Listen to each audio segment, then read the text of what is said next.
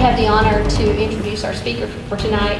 We're pleased that Bruce Sherbet accepted our invitation to speak about elections and how we can ensure safe and secure elections. Bruce was appointed as the Collin County Elections Administrator in 2015.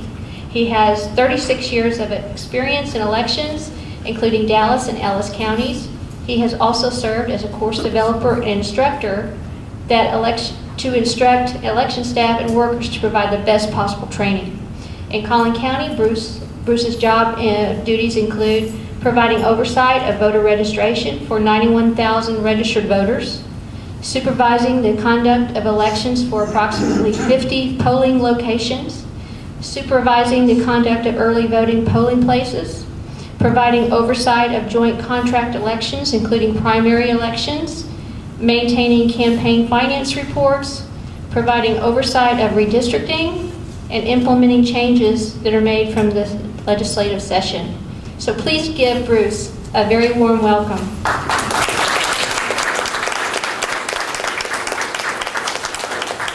Thank you very much. I have a little throat thing going, so forgive me if it gets a little rough. Let me tell you a little bit about myself and what I do before I begin. The Elections Administrator is an appointed position. It's appointed by two different bodies, a Elections Commission and a Commissioner's Court, 5 members each. It requires approval from both of those. The Elections Administrator is over all of the polling places, the voting equipment, that means the storage, the preparation, the transportation, the election supplies, ballots, voter registration, and in Collin County we will have probably 550,000 registered voters by the time the election comes around. We have a whole bunch of registered voters. I've had a good opportunity in my life to work in a county with 1.2 million registered voters, Dallas, for 24 years. Ellis County had 91,000 registered voters. I did that for 2 years. And I've been here since December, and it is my favorite job I've ever had. I love Collin County. I live in Canyon Creek. I've lived there for 23 years in Richardson, so I feel like this has always been my county, even when I was in Dallas. I feel a little bit like Goldilocks without the locks. I found my county, I'm staying, and I don't plan to hang my shingle anywhere else. I saw immediately coming into this county the challenges I'd be facing. The biggest challenge was growth. This is exploding growth. And it's compared to nothing I can even talk about. We have 70,000 more registered voters this coming presidential election than we did 4 years ago. Over 100,000 more registered voters than the 2008 election. Stretched to the seams. We have a voting system that was purchased in 2003 based on the population then and quantities, and it's going to be replaced in a couple of years, but we're at close to the end of life status with it. It still has worked exceptionally well. It's a solid system, but there's no doubt, do you want to use a 2003 iPad or laptop, or things are written with softwares that are no longer supported, so we are working diligently to make that transition, but there's just no other systems. We only have 1 or 2 to choose from right now. Next year, there should be probably 3 or 4 or 5 really solid systems that the county can look at investing in.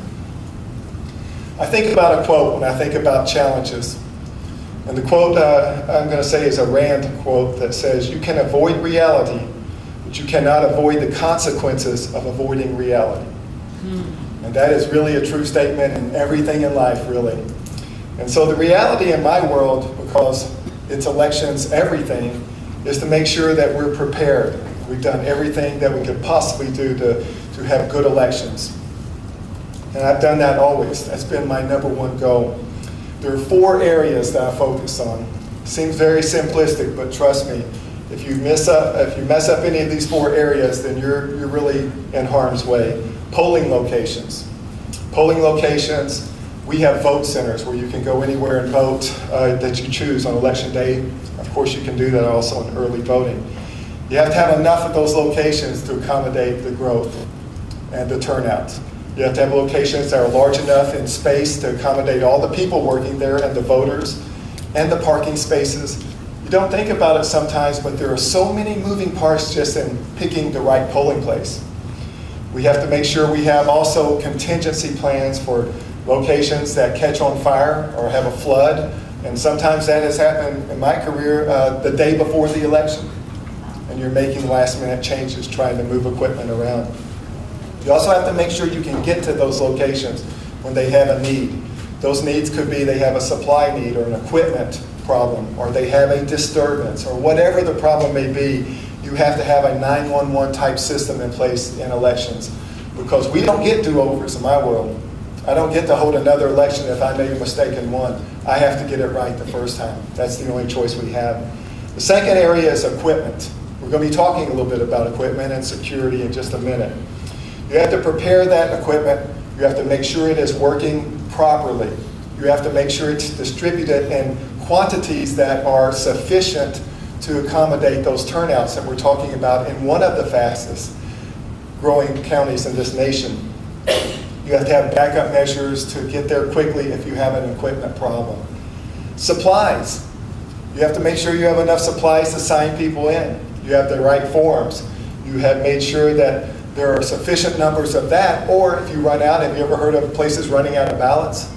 It's not a pretty situation. I've lived that before. If you've done it once, you never will have it again. You'll make sure you err on the side of making sure that never happens. Workers, they're the most important thing that we have. They're our most important resource because they're the front people. They're the boots on the ground, the people in those polling places. You have to make sure they're trained.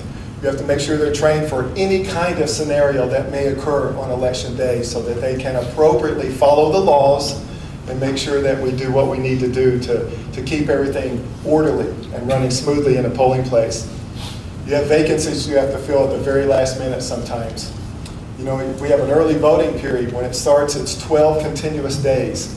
6 of those 12 days are 12-hour days. And 12-hour days mean I have workers working 14, 15, and 16-hour days. I'd like to tell you they were in their 20s and 30s, but they're not. They're in their 50s, 60s, 70s, 80s. They're our most dedicated workers, and if I didn't have them, it would just be a failure. It would be a total failure because we don't have the commitment with the younger folks and I never have seen it in 30 years. But the one thing I know, the one truth is the rubber hits the road at the polling place. That you are either looked at as being successful or a failure by the experience the voter has when they go in a polling place. Do they feel secure? Do they feel like it was run properly? Do they know their vote's going to count? Do they know that we are being fair and doing all the things that we need to do in the polling place? Because there's a lot of stakeholders. To me, the most important stakeholder is the voter. The voter, that's who I work for. I make sure that I do everything that I can to give everybody an opportunity in a fair and equitable election process. That is my #1 mantra in this position. But you also have to make sure that you have accommodated the candidates on the ballot to make sure they have a fair shot at it. The stakeholders are commissioners, the governing bodies, the cities, the school district, everybody I hold elections for, and I hold them for everybody. You have to make sure that you have integrity in this job, or you should not be in this job. That is the first thing you can do. You can make mistakes. I found the public is very forgiving if you've made an honest mistake. They want you to figure out how not to make the mistake again. But nobody likes a liar, a cheater, someone that is untruthful. That is #1 in anything in life, really, but especially in my world. So we know that that's where the rubber hits the road. I knew my challenges coming into this county. And so here's some things I've been able to do. I've had 3 phases, and I've been here since December.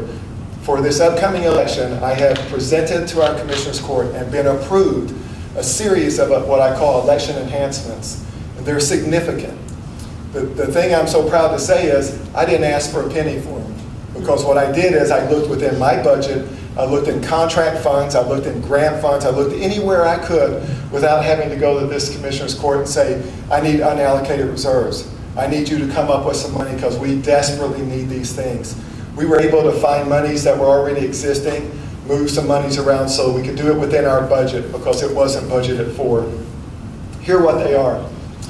We are adding 400 voting machines into our polling places. That's important. We bought a system in 2003 with 100,000 less registered voters, and 200 of those 1,400 machines were out of service when I walked through the door. We needed more machines, so we're adding 400 machines, releasing them for the election. That is over a 30% increase that we're putting out in this county, because our voters deserve to have every opportunity that we can give them to have a smooth and seamless process. And standing in line for 2 or 3 hours is not that. That's what you see on CNN and Fox and Channel 4, 5, 8, 11. You see those kinds of situations, and I'll do everything in my power and use my experience to avoid that. We've added 50 additional voter qualifying computers. See, if you go and vote, you know this already, but there are 2 parts of the process. You get qualified, and that's through what we call an e-poll book, and then you are sent over to the voting machines to cast your ballot. You can have all the voting machines in the world, but if you don't have enough qualifying units, guess what? You're still having a bottleneck at polling places. So I address both ends of that equation. That's over a 25% increase of those units. On those electronic computers that qualify voters, we also had 78 of them that were out of service, not out of service, out of warranty, that use a different connectivity process. So we were having to train judges on 3 or 4 different processes. Here's a MiFi card laptop, here's a Gobi card laptop. You can imagine the difficulty in trying to train people to use this equipment, and you have so many varieties. So we have changed out all of the older units, and now all 250 of our voter qualifying units are exactly the same, using Gobi cards for connectivity to our location. We have set up a phone bank. I only had 10 extra lines to bring people in our office. That is no way near enough for a 550,000 registered vote county. That is voting in record numbers this year in the primary elections. Republican primary shattered every record. Nowhere came close to the record we set in the primaries this year. We don't know what's going to happen in November, but I'm going to tell you this. I'm planning on the worst case scenario and be happy if I've overplanned. It's always better to overplan and ask forgiveness than to underplan and ask forgiveness under that method. So we're going to add a 25 additional line phone bank. I'll have 35 people in addition to my 14 full-time staff answering the phones on phone banks. Who are they answering phones for? The public, for one. Voters trying to find out what they need to do to go vote or where to go vote. The election judges that need to get into us because they have a problem. The candidates or anybody else that needs to connect with our department. We have to make sure that we're available, and we have more phone bank accessibility because of that than we've ever had in this county. And I'm very proud to say that, because I know I came from a 1.2 million county. I know how important it is for people to be able to reach you, especially when they need to reach you because they have a problem that needs to be addressed. We're adding more ballot printers because we're over 300% increased in absentee ballot by mail from the primary. Now we have a new process, a new law that went into effect a couple sessions ago, and it allows a voter to request a mail ballot, and if you're qualified, you're over 65 or disabled, then you can check a box on that application, and we mail you a ballot for every election that we hold that calendar year that you've done that. I think it's a fabulous law. It really helps folks that can't make it to the polls, that need maybe some additional assistance. It increased our absentee by mail by 300% from the primaries. But here's what's happened. It's leveled out, and I think what we'll see in November will be something fairly close, over it, but not 300%, maybe 30 or 40% more than we've had in previous presidential elections. I changed the server in the tabulation room. That server was getting old. It was showing signs that it could maybe fail at some point or another. And the last thing I wanted to do is fail on election night, presidential election, November 8th, under my watch. So we upgraded, put a brand new server in there that is under warranty, that has worked really well. We've already held a couple of elections in August on it, and we know it's ready to go. So some of the other things I've done, I've increased polling places. We will have 34 early voting locations. That's a 30% increase than 4 years ago. And that is necessary for this population growth that we have in this county. We may need more down the road, but for this one, I think that's enough. We'll have 73 election day locations. That's about a 20% increase from other presidential elections. We didn't just put them out there. We looked at areas that had high turnout, that we knew we wanted to try to take some of that turnout and spread it evenly in these areas. Voters are strange animals sometimes, and let me tell you why. There's 12 days of early voting, and they wait till the last day of early voting. And then they're mad because they're standing in line waiting for early voting. And every single major election, this will be my 7th presidential election as an elections administrator, my 9th in elections administration. Every single one since we've had it unrestricted, and it became unrestricted in 1987. There's a longer wait on the last day of early voting than election day, by far, at some locations. Not all locations, some locations. We're in one of the hotspot locations. This is the ground zero for high turnout in a early voting location. So we're trying to address that. I'm also spread the word. I'm encouraging people, if you're going to vote early, do it the first week. It's the lowest turnout week we have. Don't wait till the last day. You can vote 4 times faster if you just do it the first week. We're open the first weekend too, 12 hours on Saturday and 5 hours on Sunday. So that's my good suggestion for you to take forward if you can. We've restructured our training classes. We've increased them because my training classes were too large. And you can't get in a room with 300 people and adequately train the whole room. You need smaller groups. So we have more than tripled and quadrupled on election day training classes so we could have smaller, more intimate groups. I found over the years people don't want to raise their hand and ask a question in a room of 500 people, especially if they're a brand new election judge and they don't know really what they're doing yet. They're afraid it might come across as a stupid question. No question is stupid, ever. That's what I say first and foremost. So here's some challenges I have for this election. Voter ID. You've heard there have been a few little changes, haven't you? Well, guess what? I was notified of those changes probably the same time you were notified of those changes about a month ago. There's been a lawsuit that the courts have come to some agreement with the state on some altered procedures where it relates to voter ID. And so I want to tell you what those are so you'll know. The agreement through the courts that we received about a month ago said that if voters come in to vote and they don't have one of the 7 required photo identifications, that is our current law, it's been our law for several years. If they don't have one of the 7 and they want to sign what's called a reasonable impediment declaration, that's the name of it, reasonable impediment declaration. And on that declaration, there's a thing that says, I don't have one of these 7 forms of ID, but I have another kind of ID I can show you. If they say why they couldn't get an ID on this reasonable impediment affidavit, then they get to show one of the other forms of ID. Let me first just tell you what the required current ID is, the 7 forms. Driver's license, Texas election identification issued by DPS with picture. Personal identification issued by DPS with picture. Handgun, license to carry handgun with picture, obviously, on those, issued by DPS. United States military ID with photo. U.S. citizenship certificate containing photo. And U.S. passport. Those are the 7 forms of ID that we have required for several years now as our legislature passed a law requiring them. Now, if they don't have that, they can sign that declaration of reasonable impediment and show one of these other forms of ID. Valid voter registration certificate, no ID on that. A certified birth certificate, but it must be an original. Copy of an original utility bill, bank statement, government check, original paycheck, other government document with your name on it. It could be a library card with your name and address on it.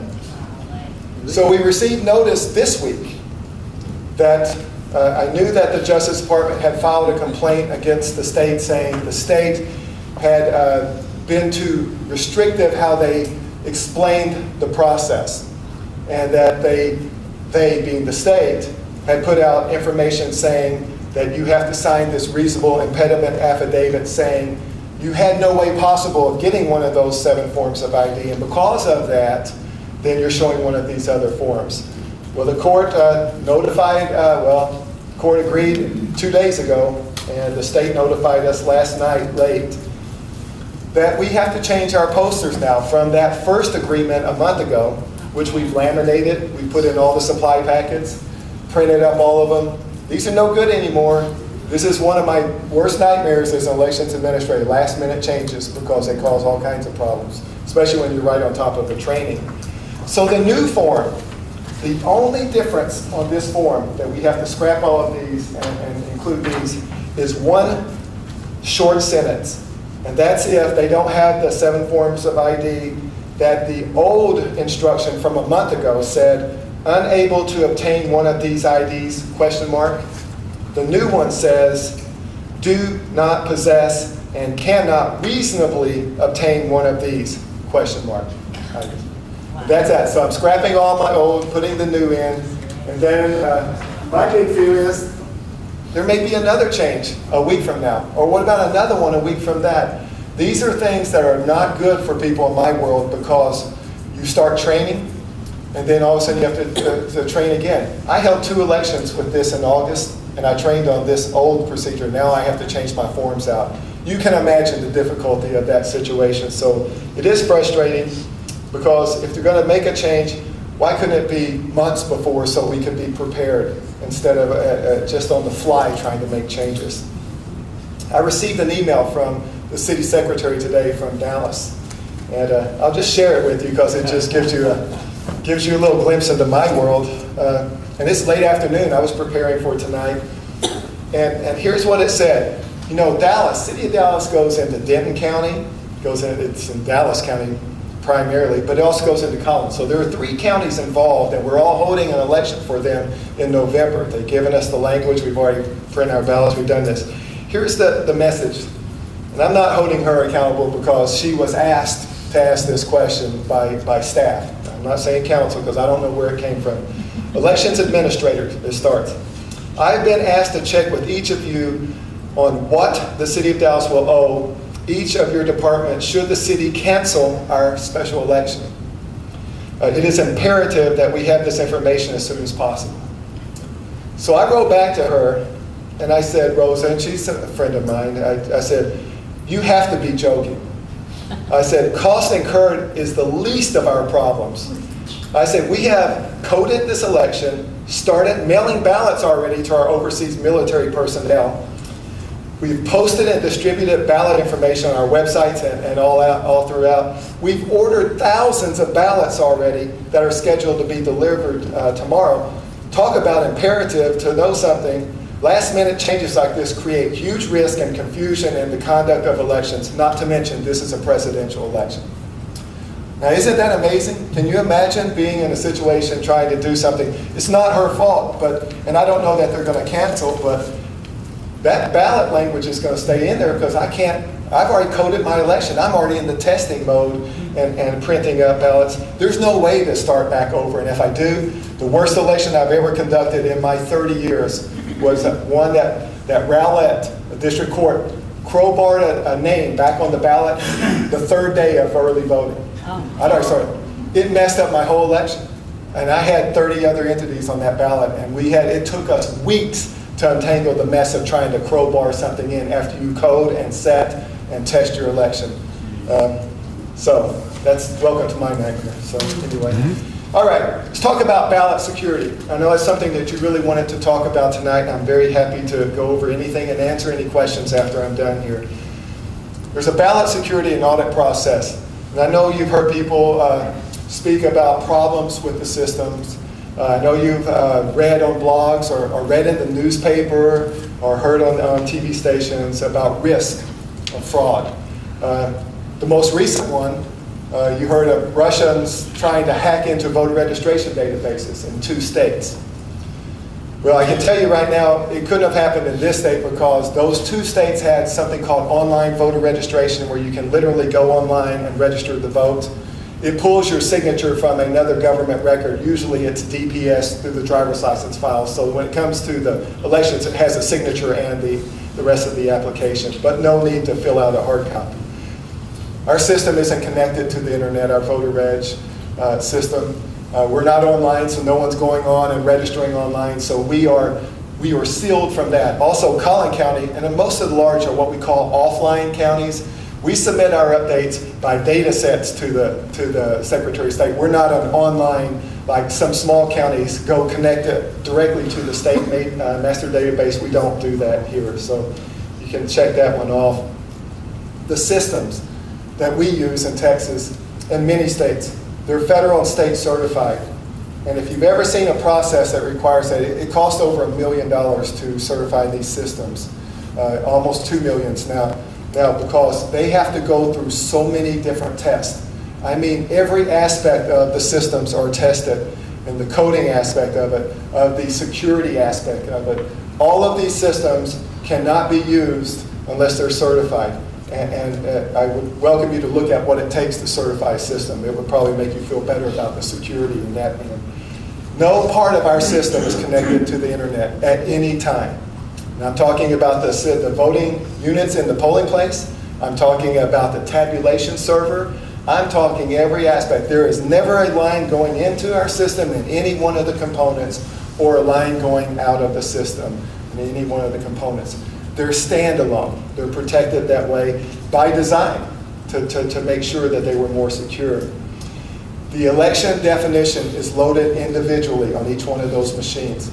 For someone to try to tamper with an election in the 3,100 counties in this nation, and almost all of them, and especially the ones in Texas, you would physically have to go to each one of those units. We have 1,400 voting units that go into the field, in addition to our ballot tabulation server and also the ballot scanners for mail ballots. You would physically have to have access to those to be able to do that. So there's no risk of someone doing something on a wide scale. You've probably seen some articles that talk about that, but not only do we have them standalone, there are about 5,000 variations through this nation of the different systems. There is not one unified type system. There are probably 14 different vendors that sell these systems across the nation. The most secure that you have is you do logic and accuracy tests. And I wanted to bring that up. Every one of our units, we test every ballot position. We vote multiple ballots through, and it's called a logic and accuracy test. It counts and it looks for errors or coding problems or accuracy problems. We do it at the voting machine, and we upload all those totals in our tabulation room, and we check them front to back to make sure. It's not done just once, it's done multiple times to make sure that there are no anomalies, there are no oddities that we're seeing, and that we know that we're counting correctly. After that's done, those machines are sealed with a numbered seal. That seal is recorded, is signed off on by everyone who's involved in that process. Before that machine can even be opened to be used on election day, both parties have to sign off on, yes, this seal number, X, whatever it is the same seal number. It has not been tampered with. It has not been jeopardized. The instructions to judges, if you ever have a situation where a seal has been damaged, you do not use that machine. You call us immediately so that we can take appropriate steps to make sure everything's okay. Once it's sealed, it goes into another unit, a big blue box. You've probably seen them in some of our polling places. It gets sealed in that box too. And that box gets sealed and recorded, and that has to be checked and verified before it's even open. You have physical security. There's limited access to the areas where these machines are stored. We keep close eye because we know how important it is. Physical security is your ultimate security. Because I'm not going to be here, standing here tonight telling you no one could ever get into a machine and change a vote. Now that would be foolish, wouldn't it? I mean, if people can break into the Pentagon, if they can do things, I'm not foolish enough to think that it couldn't be done. But on a widespread scale, there's just no way. Physically, logistically, it can be done, and every county is responsible for securing their machines. We have audits, and I know you've heard there's no paper audits. There are paper audits on our system. I have in the room tonight, and I said it, I probably embarrassed him the other night, but Neil Katz is the finest, the best ballot board judge I have ever worked with in over 30 years. He is the top of the food chain of ballot board judges. He is the best, not just at being able to do the job, but make sure it's fair, make sure all parties are involved in the process. Well, Neil is the auditor of the election process. He is the judge. That's an independent group. They're appointed through a different process. We don't hire the ballot board judge. They go through the parties and they go through recommendations by statute how they get into these positions. They check everything. They check top to bottom against tapes, against signatures. One of those, when we close up our voting machines after we're finished voting, say early voting or say election day, when you close it up and you're ready to count your election, it automatically will print a tape showing all of the votes that were cast on that machine. Now that's important because I want you to think about that. That's the first line audit on paper. Neil takes those with his ballot board members, and he'll have probably 35 or so this time, and they look at the number of signatures of people that signed in at the polling place. They look at the number of ballots that are cast on that machine. They check that just like a bank checks money, maybe even more so.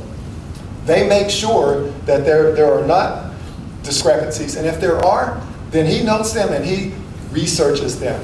You have the best check and balance in this process with Neil. You have a lot of experience with me, and I'm giving you my commitment tonight. We will make sure we do everything possible that you don't have a concern about things being done right on our watch. I mean that with the bottom of my heart. So we also, every single action that takes place in that computer room, the tabulation room, is recorded on a real-time printer. You touch a key on the server and it prints right then on a server, or on a printer, a real-time line printer. Old technology, but it works, still works. We have audits that way. We have audits from the voting machine on election night. When you see those totals that come up on our website, those aren't straight from that tabulation. We download them on a thumb drive, walk out of that room to another room where there's a computer that we upload, and that's what goes out to the web. It's not coming across the computer from that tabulation. Before that happens, we have verified that those numbers look right, and that's important. I know you've heard about the problems in Hill County. Well, what happened in Hill County, I can tell you right now, they didn't do half of the things I just talked about doing, because they would have seen there was a problem with their results. What happened in Hill County is they had significantly more votes than they had signatures of people that voted. Now that looks on the surface as someone had stuffed the ballots, something illegal was happening. But when they did the forensic research to find out what happened, they left their test ballots on the machines. They didn't clear all those test ballots. Remember I told you I test every piece of equipment. They didn't clear them. And the worst part of it is, not only did they not clear them, they canvassed their election results weeks later with those results of those test ballots still in those overall totals. It clearly indicates there was no check to see we had 100 signatures, 100 voters signed in to vote, and we had 100 ballots cast.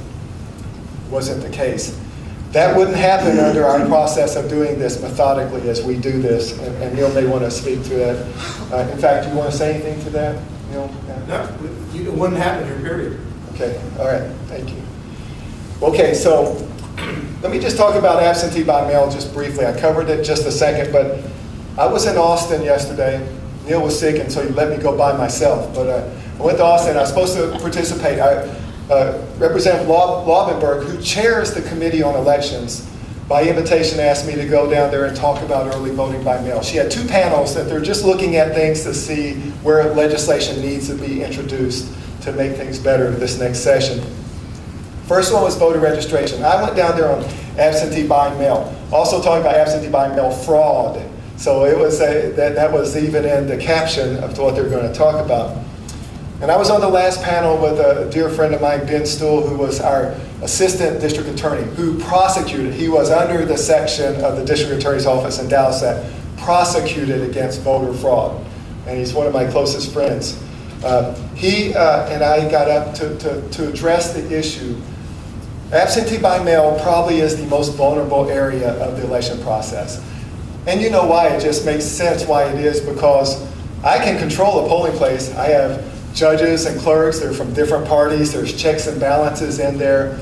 I can't really control what happens to a mail ballot when it leaves my hands until it comes back into my hands. And so people can be preyed on in that situation. And I found that to be true in Dallas County, because I experienced problems with absentee by mail. They were not countywide. They were very isolated to certain areas. Small areas, but they did make an impact on some city council races, some school board races, and even some primaries. And I saw some elections in Dallas County, just a couple I can remember, where a candidate got the most votes in early voting in person, the most votes on election day, but lost the election by mail. Now that's a flag to tell you something's going on, because mail usually is 20, if it's 20%, that's way high. It's usually 5% of the overall vote cast is mail, maybe 10%. But when you see those anomalies, that you know there's something maybe to look at in certain districts. What happened then was solved in 2003 by a bill called House Bill 54. And I'm so proud to say that I helped author that bill. I helped Representative Steve Willens and Senator Florence Shapiro with that bill. Ben and I did. We helped write it. The reason why we needed that bill is before that bill was passed and became law, there was no definition in the election code of what you can and can't do in absentee by mail. It was kind of a frontier to go out and abuse. There were no penalties in the election code on how to prosecute people that day, because there was no penalty saying you can't do this or that in mail. So district attorneys had to go and state attorneys had to go and find sections in the penal code. Tampering with a government document, for example, those kinds of things. We passed a law in 2003, House Bill 54, which is one of my proudest accomplishments, that we closed the door, at least in putting laws on the book that tell you what's going to happen to you if you do take advantage and go door to door and take advantage of a senior citizen and pick their ballot up from the mailbox. And we do in the election code now say, this is what you can and can't do. And if you do this, you're going to be violating the law, and here's what's going to happen to you. And we did one other thing that was so important to me, and that was we put a tracking mechanism in the law that if you help somebody in application for a ballot or in voting their ballot and getting it to the mailbox, you have to put your name and address on that envelope or that carrier envelope or that application. That was a way to track, because the problem we had back in 2000 and in the 1990s, it would be, it'd be a guy with a blue shirt driving a red car. But if you don't put your name on there and you assist, now that is punishable by law. Now, the only thing I said to the committee yesterday, and I still find very perplexing to me, how many people in the room are deputy voter registrars where you can go out and help people register to vote? Do you remember what you had to do to become a deputy? You had to go in, you had to take a certification class, you had to read some materials, you were given an instruction. For absentee by mail, all you have to do if you're assisting someone in the same kind of way for the voting is just put your name and address on there. Now, I said to the committee yesterday, I don't understand, if we treat voter registration with such reverence, isn't voting a ballot just as important as registering to vote? That's the B part of the equation of voting. So I think they're going to look at that again. I was over the Texas Elections Administrators in 1995. I was the president. And Deborah Danberg was the chair of that committee. I got her to put it in a bill. It's called DEVA, Deputy Early Voting Assistance, that required them to take a course just like voter registrars. They almost got all the way through, but it failed on the last day. It got tagged for another reason. Not that, but it got tagged. So maybe they'll look at that again. But I want to tell you something. I don't think there's a problem in this county one. In Dallas County, 98% of the county didn't have a problem. And there are indicators that you find it. And I'll tell you, Neil will be the first one to come to me and say, I got this stack of ballots and it's all written in the same handwriting, and the same pen, and this is something we need to look at. All we have to do is go to that voter and say, hey, did someone help you? And start through the process. There are checks and balances. I would be notified by a relative of the voter or somebody working a campaign for an opposing candidate saying they're out there doing stuff that's bad. So we haven't improved it 100%, but we have done 90%, and I feel 100% safe telling you tonight. I think it's very secure. In Collin County, I think it's 100% secure, and I'll tell you right now, I've got a guy over here who'll tell me if he sees something it's not. And I'm sure I'll get a call on that. This absentee by mail annual process is even, the more you make it accessible and where it's not isolated, the harder it is for people to do something wrong in a process like that. Okay, just in wrapping up, I think DRE is the best voting method. It's the only voting, touchscreen voting, I'm saying, is the only voting method if you want vote centers, and I think you do, because our voters love their vote centers. If you want to be able to pick a location and go vote, you can't do it on paper. And you really, very problematically, can try it printing out on demand a ballot, but I've seen it really fail miserably in other places. And in our state, it's against the law to have a vote center unless you have a system that allows touchscreen. You know why that is? Because in some elections, and in Dallas in some elections, I had 600 different ballot variations. You can't warehouse 600 ballots in every polling place in the county for early voting or election day. Touchscreen is ideal for that. Touchscreen protects voters from themselves, and they need it sometimes, from overvoting their ballot. You know, in the 2000 election, the famous butterfly ballot, Palm Beach County in Florida, a state where 500 votes decided who would be the next president of this United States. It was in 2000 in Florida, and the Supreme Court finally had to make a decision one way or another. 500 votes would have decided who was going to be president. Palm Beach County had 20,000 voters overvote their ballot in the presidential race because they voted for too many candidates, because they got confused. Butterfly ballot, open face ballot, it was confusing, but it would have been confusing either way you go. Touchscreens won't let that happen. They won't let you vote a blank ballot. They make you look at all of your selections before you cast vote one more time, one final time. They won't let you start at the first and then go all the way to the end. You have to look at every screen before you can cast a vote on those systems.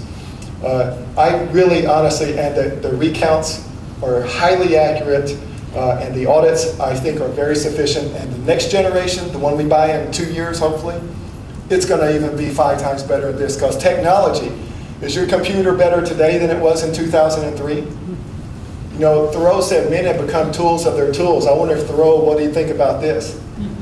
150 years later. So we are able to do so much more now because of technology. And we have to do it cautiously, but it is a better situation. So some cutoff periods, October 11th, voter registration. Postmarks are acceptable, so just make sure if someone's registering vote, they get it postmarked by the 11th or have it turned in. Deputy registrars, you can get them to us the next day. You know that already if you're a deputy. October 24th to November 4th is early voting. Vote early the first week if you're voting early, please. It'll save you some time and you won't be as frustrated. We have an app on our website that you can go on anytime, our election department website, during the voting process, early or election day, and it will show all the locations we're voting. If it's green, that wait time should be less than 20 minutes. If it's yellow color, it should be 20 to 40 minutes. If it's red color, it's over 40-minute wait time. So that way you can go online before you even go vote, especially if you wait till the end. Maybe find a location a little farther drive, but saves you a lot of time. That short drive extra will probably be faster than waiting if you wait till the last day to vote. Alternative voting methods is the last thing I'll cover tonight. But I want to tell you, there's a new norm in our nation. And it's the new norm is an alternative way of doing things from the traditional way. We know that because we're vote centers. That's an alternative way to the traditional polling place. It only makes sense. In early voting in this county, we'll vote 75% of our voters early, and then the other 25% on election day. In Dallas County, I had 30 early voting places that voted 70% of my turnout. I had 500 election day locations voting that other 25-30%. Makes no sense. It makes sense to keep it uniform, and it cuts down on confusion and provisional ballots and so many other things. Voter ID, we have 34 states that have passed some requirements. Some are more strict like Texas was, some are less, but they have ID requirements that are up and above just a normal type of certificate type process. Online voter registration, I told you about where you can go online. We are not one of those states. It's been introduced the last 2 sessions. It probably will come up again. I'll just tell you, 31 states now offer it. And 11 additional states have passed some kind of legislation to implement it, but they haven't yet implemented it. Some states have same-day registration where you can go to a polling place, register to vote, and vote that same day. I am not a fan of that, so I'm not going to say anything nice about it. We're not one of those, and there have been attempts every session, but it never even gets out of committee.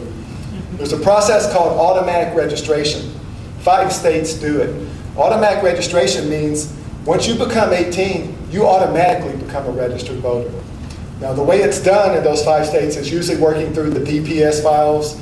Say you turn 18, you get your driver's license. They don't ask you in those states, do you want to be registered? They register you to do that. It's controversial for some people. I don't think there's been bills presented in Texas, and I don't see any momentum going that way to do automatic registration, but you'll probably see something next session. Vote by mail. 27 states permit no excuse mail balloting. No excuse means you don't have to be over 65, you don't have to be disabled.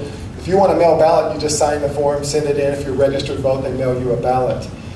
Texas isn't one of those states. We have an excuse that you have to have either over 65, disabled, or expected absence from the county, or confinement in jail. You can vote that way, but you have to fill out the application.